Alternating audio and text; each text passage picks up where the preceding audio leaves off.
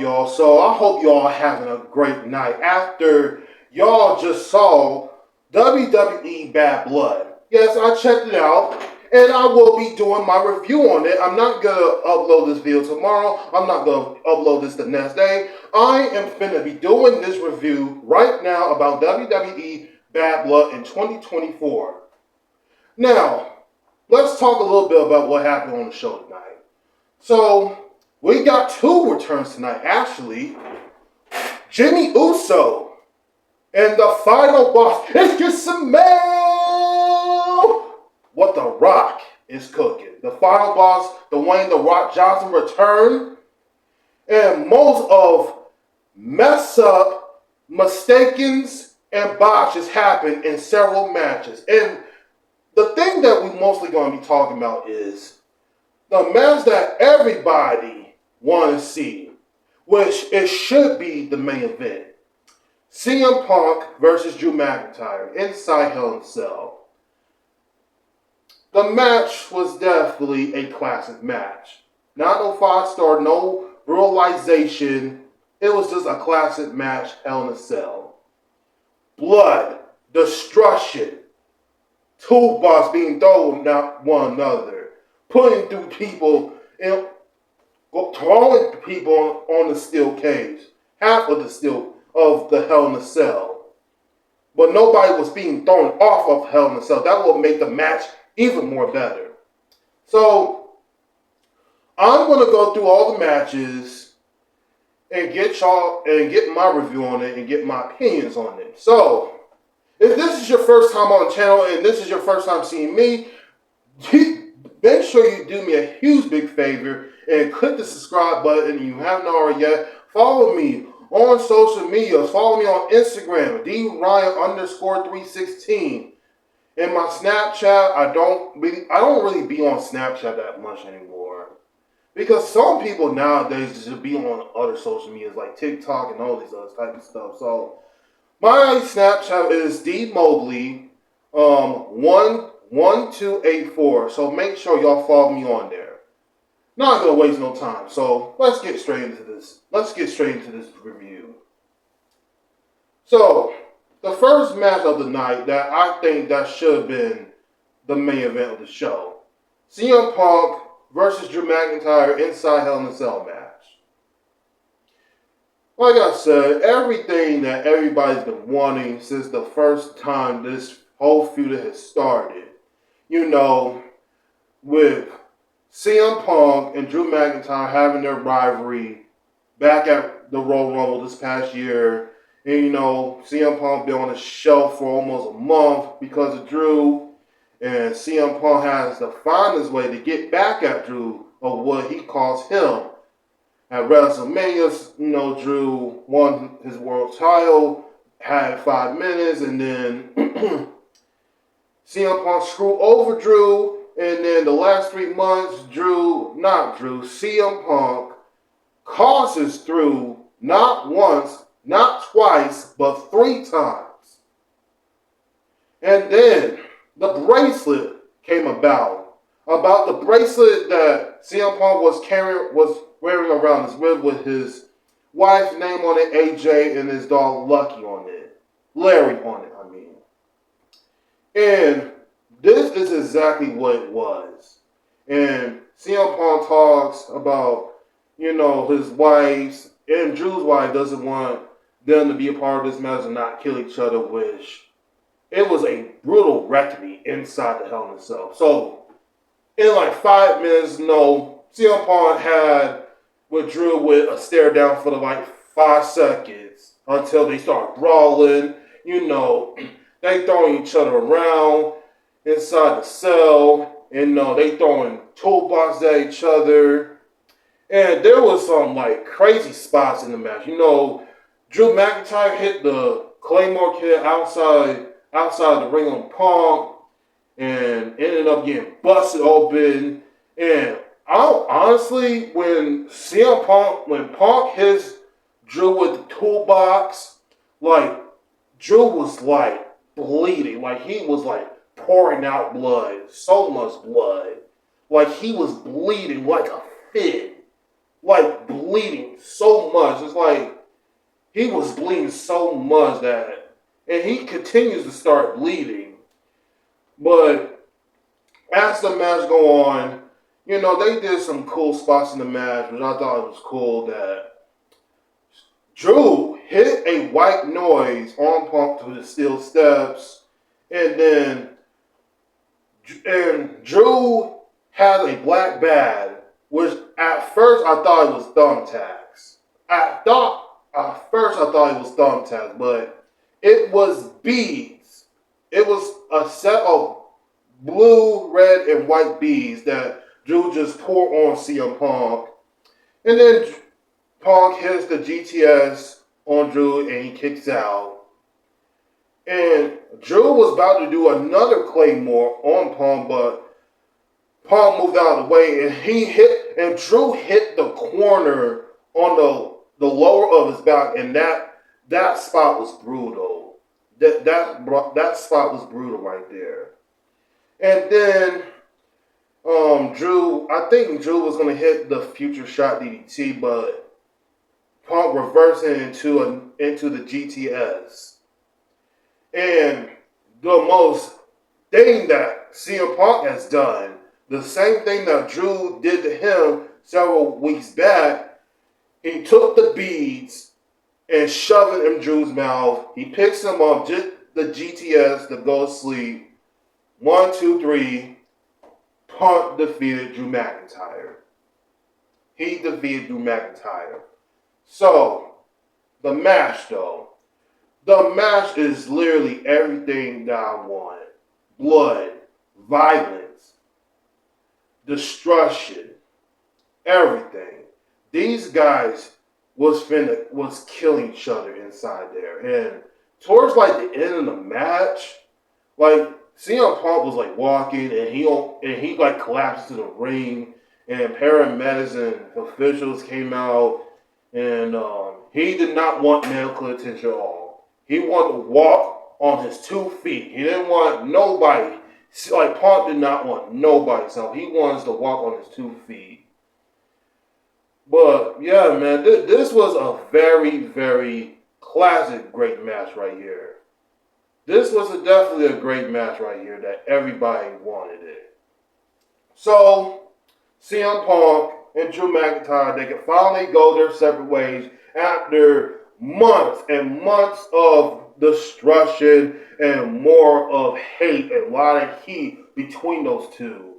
So they can finally go their separate ways now and feud with other people and all of that good stuff. So, like I said, this match overall was definitely a great classic. Very great match.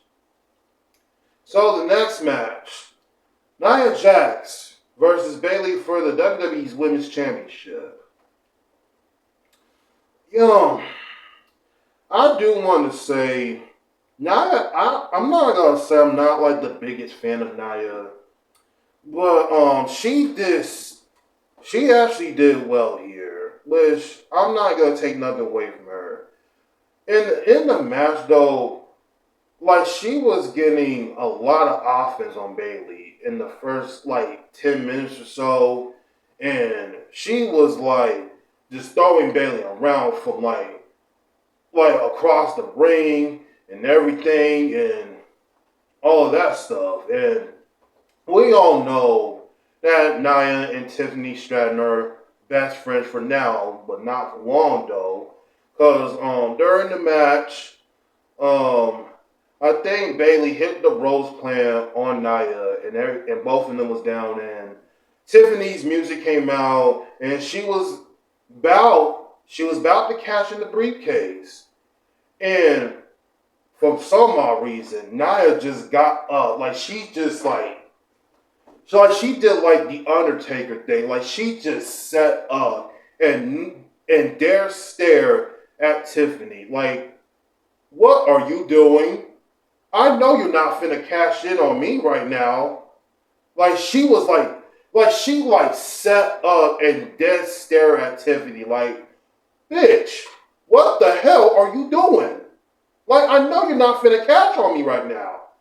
So she did that, which I think it was a kind of bit of hilarious. But so Tiffany got into the match again, trying to distract Bayley. And the great spot of the night there was Nia Jax going up to the second rope and hits a Samoan drop. Plus, she hit the Annihilator. 1, 2, 3. Nia Jax retains. Now, I said this in my predictions video, in my other video, about Tiffany Stratton cashing in on Nia, which I thought it was going to happen tonight, but they were teasing it. They keep teasing it of Tiffany cashing in the briefcase on Nia. So, like I said in my predictions video, I don't know if this gonna be another situation of where, because I don't know exactly who else is gonna fight Nia. That's the question I don't know about. But this match was alright. This match wasn't good. I thought it was good. I thought this match was good, so I'm not gonna take anything away from both of these ladies. But this was a good match overall. But yeah, so it was a good match though. Not gonna lie. So next match is Damien Priest versus Finn Balor.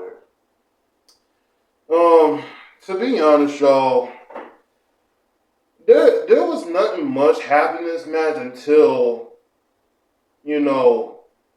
Judgment Day comes out, which I'm going to get into in a second. So, I feel like this match should never be on the card. I'm sorry.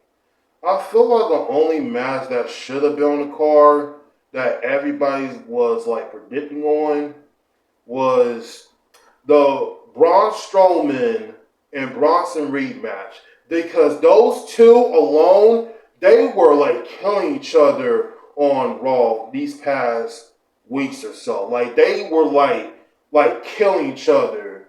Bronson Reed taking out Braun Strowman, and Braun Strowman taking out Bronson Reed. And I feel like what they should have done here was just add that match to the card instead of Damien versus Finn, is my opinion though. But this match really wasn't much of anything. It was a solid match. And I thought in my mind that Finn Balor was going to win. Because like I said in my video, that Damien, he was getting so many wins on Judgment Day as of late. And I feel like Finn Balor needs to have at least one W. He didn't win this time, and I'll tell you why. So, as y'all know, Judgment Day, Carlito and JD McDonough came out to interfere in the match. And what I did not understand about Finn was that, he hits his finisher, the coup de grace, on Damien. 1, 2, 3, Damien kicks out. And then Finn did it twice. Well, he did it 3 or 4 times, I believe. So as he's doing this, Damien, no selling the finisher. He was doing it on Damien on the back of the neck. He was doing the coup de grace on the back, in the back as well. He was doing it from the neck and back of Damien 3 times, and Damien no-sold the finisher until he was going to do for the 4th time, and Damien counted it into the South of Heaven chokeslam. 1, 2, 3, Damien wins. This match really did not make sense to me at all. And this was a solid match anyways, which I was thinking that Finn was gonna win here. Because some reason that Judgment Day just keeps losing. That's the part I just did not understand. How can you hit 3 finishers?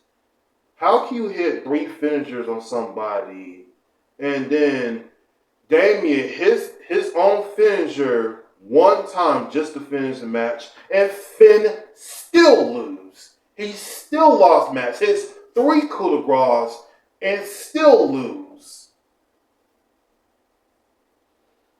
Oh man. What sense does that make there? What sense does that make? Because I don't see that honestly did not make any sense right there. But you know what? It is what it is. So congrats to Damien on this victory. Yeah, I'm not going to disappoint a little bit about the match, which it was solid for what it was. So the next match, Rhea Ripley versus Liv Morgan for the WWE's Women's World Championship. You know, I even thought that Rhea Ripley was going to win the match after a long-term storyteller with both of them. You know, I said this before, and I probably may say this again. You know, Liv taking out Rhea and put her on the shelf, and she comes back and trying doing everything she can to get her hands on Dominic. Not just Liv Morgan, but mostly Dominic. And she did what she did tonight to get his hands on him. So, I will say the match was alright. The match was alright for what it was. And that ending, though, I do want to talk about. So let me just go through it. So, what happened is, as Dominic was on top, he was loaded like 10 feet from the concrete floor. And somehow Dominic all of a sudden just opens the shark case door open. And I was like confused, like, how did he get the door open? How did he get the door open? And I was kind of afraid too that he was gonna fall off, but like once he like came out of the shark cage and he was like hanging for like, I was like, oh, like my heart was kind of a little bit racing. Like when I feel like he almost fall to the concrete floor, which I thought he was almost gonna die. But yeah, he didn't die. That's a good thing, but the chain or the rope, whatever he was caught his foot on, it saved his life. And Dominic definitely got the beatdown of the night. Rhea gets the kendo stick and starts beating Dominic while hanging upside down.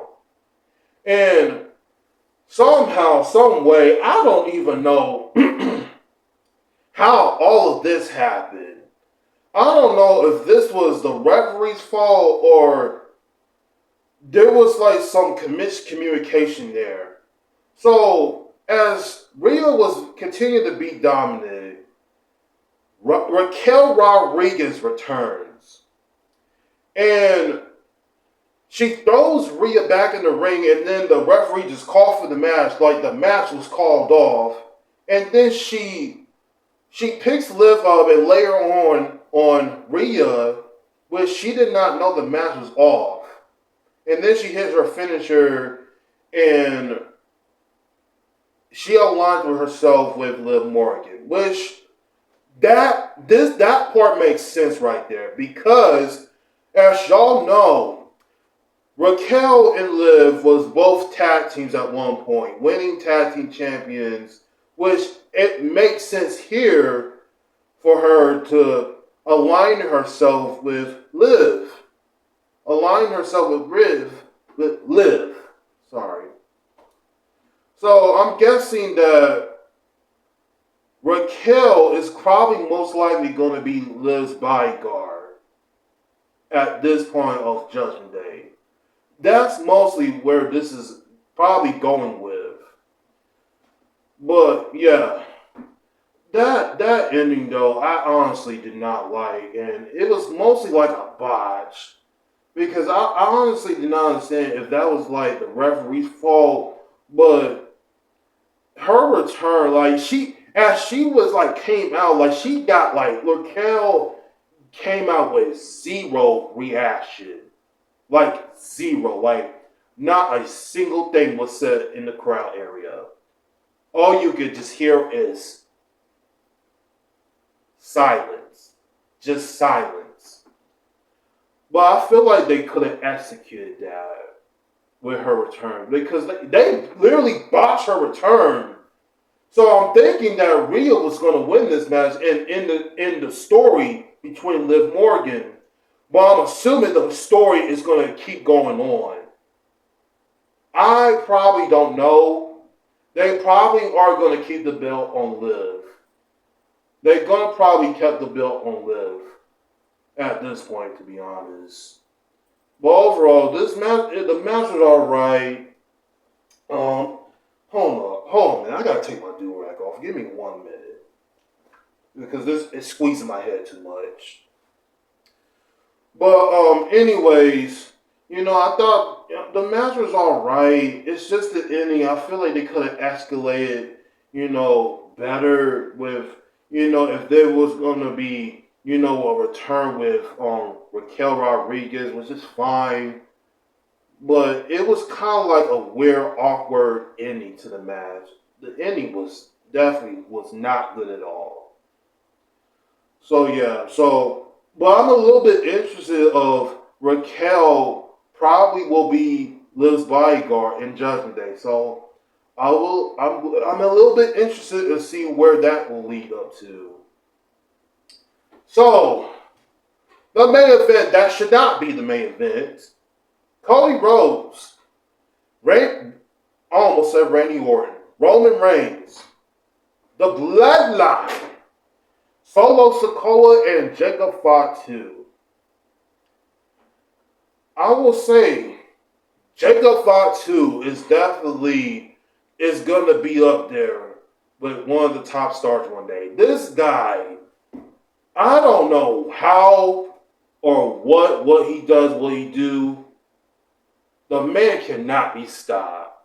Like, I was more so on everybody but Jacob because Jacob is like the only person that I was like keeping my eyes on.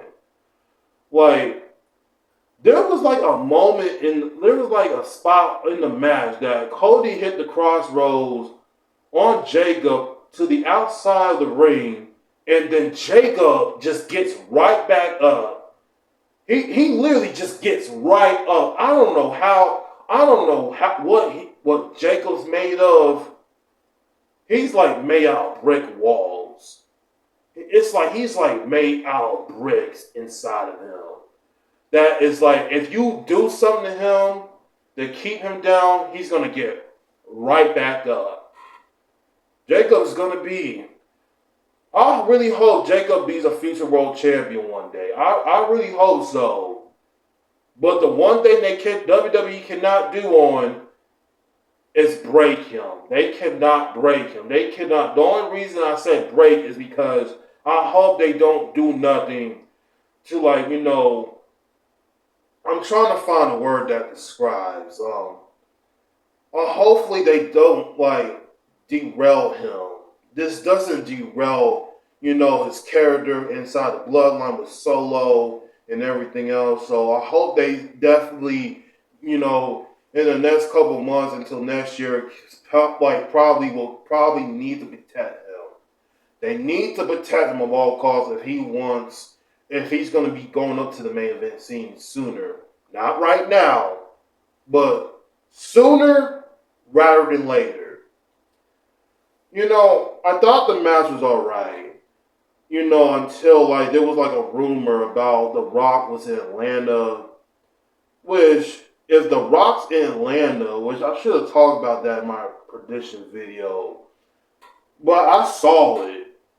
That The Rock was going to be in Atlanta tonight. And that's mostly what happened. The Rock was there. The Rock was definitely there. And I'm going to talk about the ending of in a minute. So the match happens. Everybody's hitting their finishers. Cody did the Cody cut on Jacob. Roman, with the Superman punches on Solo and all of that. And one spot though, with a guy wearing a hoodie, wearing black pants and white Nike Air Forces, and he had the bandana around his mouth. I knew that it was Jimmy Uso. As soon as they slowly zoom into the camera, I realized it was Jimmy. He took off the hoodie, take off the bandana, and that was Jimmy Uso. He's returned to Bad Blood. But he interfered in the match, though. He super kicked Tonga Loa and Tama Tonga. Well, Solo was not paying attention. And Roman hit the spear on Solo. 1, 2, 3. Cody and Roman won, which I thought that the Bloodline was going to take the victory here. I'm glad that Jacob did not get pinned, only Solo. So I'm glad they protected him, though, even though he did not get pinned. But yeah, I thought I was not expecting for Cody and Roman to win here. They're celebrating their victory and whatnot, and the music plays of somebody, the final boss, Dwayne "The Rock" Johnson. If you smell what The Rock is cooking. And he comes out, and the crowd gave him a big, like, a huge pop on The Rock. Like, I was expecting him to show up too during the match or something like that until like the end of the show was over. He comes out before the end of the show is over, and he was like looking at Roman and Cody. I don't know who he gave the eyebrow to, but mostly like on Cody, I believe, or Roman. I didn't really see who was he really eyebrowing to, but mostly both of them. And that's how the show ended right there. That's how the show ended with The Rock walking off. So I'm excited to see what happens on SmackDown now, since The Rock is returned now. But that is my review of WWE Bad Blood 2024. The match that I absolutely do love is CM Punk versus Drew. It's the only match I absolutely love. A lot of blood, a lot of violence, and brutality going against one another, and CM Punk finally defeated Drew and going their separate ways, and it was a long-term story between them. They was just like going at each other like completely, and that was like the best thing of the storytelling of that. Outside of that, the rest of the matches though, it was alright. Because there was just like, the reason I said that is because there was just like a lot of stuff that was going on. Like so many like botches, especially with the Rhea and Liv Morgan match. That ending though, I'm still like, I was confused on, and confusing of questions. Like, why did this happen? Like, was there something supposed to happen that we're not really seeing? Because, like, the ref, I don't know if that was like the ref's fault or somebody else that probably planned this before they went out there. But apparently, I think what's supposed to happen was, I think the referee supposed to be distracted. I think what's supposed to happen is that the referee supposed to be distracted. Listen, I don't know. I'm just only thinking what comes into mind about that. So, yeah, but that was just a weird ending right there of that match. But Cody and Roman in the Bloodline, that was a good match too. But the one thing I do want to talk about here is that when I almost forgot to talk about this. You know, Triple H, you know, he makes this announcement about, you know, talking about the new era and all this stuff. And he said that the main champions will be, I don't know if this is true or not, but he said the main champions, the WWE champions, will go at each other for a belt that's not included with the other titles that they got now. They're going after a title that's for Crown Jewel for next month on November 2nd. And he shows the belt and everything else, and I just gotta ask, like, is this a good idea? Because I thought the whole thing about the new era is that we was gonna like get something new, like you know, I have like a mid-card title belt for the women. I thought that was gonna be like the main announcement from right there from Triple H, but does WWE really needs another belt? Because like they really don't. They really do not need a Crown Jewel belt, which it got people questioning and confused that. So if main champions right now are going to compete for this Crown Jewel belt, then that means Cody is probably going to be facing Gunther, and Liv will probably be facing Nia Jax at Crown Jewel, apparently, over this belt that should not be a championship, but it is, which is really, in my honest opinion, I feel like if that was the main announcement, that should have just been something different. If you wanted to make a new era of that you trying to produce, not this new championship, because we probably seen this before. I think I remember back in 2018 when they did the Greatest Royal Rumble and Braun Strowman wins a championship, and that did nothing to it. I mean, it was like if you win the Greatest Royal Rumble, you would get the championship there, which I believe it was in Saudi Arabia at the time. But they really do not need a Crown Jewel belt right now. They don't really need a Crown Jewel belt. The only thing that WWE nowadays on the main roster is what they need. Like I kept saying in a couple of my other videos, that they need a mid-card title belt for the women. Make it the title, call it like the WWE Women's Intercontinental Championship. That's what I would do. That's what they should have done. That's what they should have done there. But I didn't know they was going to do this type of announcement. I didn't know that. I feel like if you're trying to do a new era and trying to change all these good things that you want people to like